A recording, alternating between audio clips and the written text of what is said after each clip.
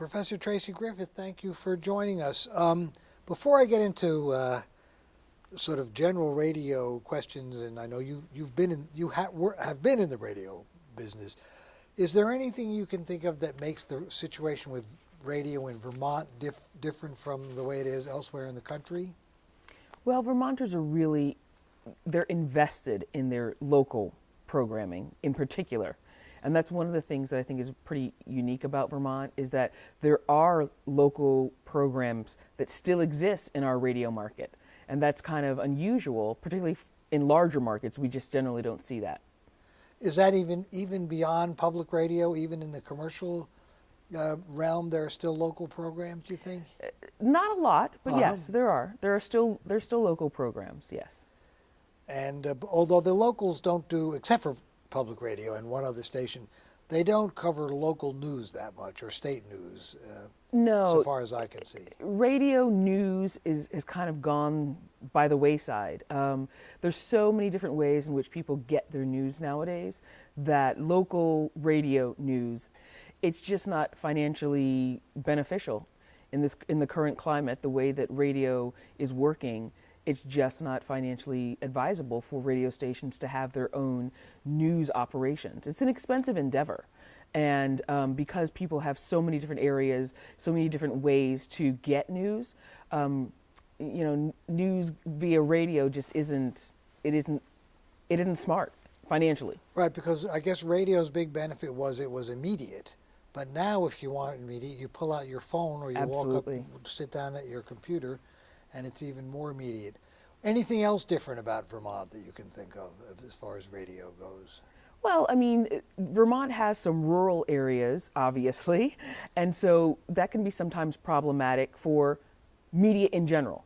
There are places in the state where you don't get broadband. There are also places in the state where radio signals might not penetrate as well because of our mountains. So that's an issue that Vermont has to deal with that a lot of other places don't have to. So it keeps some stations fairly small and compact and local because their signal can't get over that hill. Exactly. Now you started off in radio down in Florida some years ago. Tell me how radio in America in general has changed over the years. Sure. Well, local radio is becoming a thing of the past. We have a lot more syndication. We have a lot more major corporations that own a variety of stations across the country. And so it's much more financially beneficial for them to do kind of canned programming, to do syndicated programming, to do programming that can play in San Francisco and can play in Kansas and can play in North Dakota. So a lot of the stations aren't doing local programming, and it's much more financially beneficial for them to do programming that they can spread across their corporation. So radio is not really it's not very specific. You know, the top 40 songs that are playing, in South Dakota are the same top 40 songs that may be playing in New Orleans. And it makes sense financially, but in terms of diversity of programming, diversity of opinion, some of that is lacking. But you said at the beginning that Vermont still does have a sense of localness. It does. And does the radio stations play into that at all? Because, well, you tell me, or do they?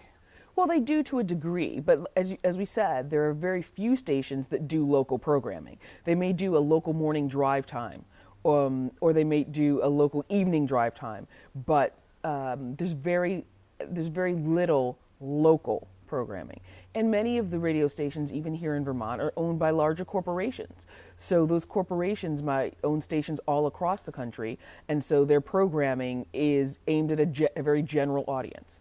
Radio, like all other media, is being challenged by technology as young people do different things. Well, it's having a huge impact on what we consider to be traditional radio, mainly because the generation that is growing now, their belief system is what I want when I want it.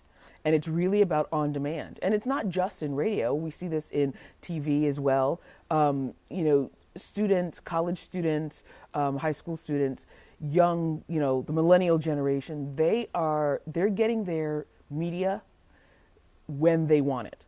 So there's no such thing as appointment TV anymore. It's really about how they're able to access what they want to watch when they want to watch it, or what they want to listen to when they want to listen to it. So they may have a particular artist that they absolutely love, and they're able to download that music. They're able to program their radio stations, their personal radio stations, to suit their own needs and interests. And so traditional radio is, largely in the car, or as an aside while something else is going on, background music kind of thing. But even that, it's really about them being able to access what they want when they want it. And traditional radio is not that model.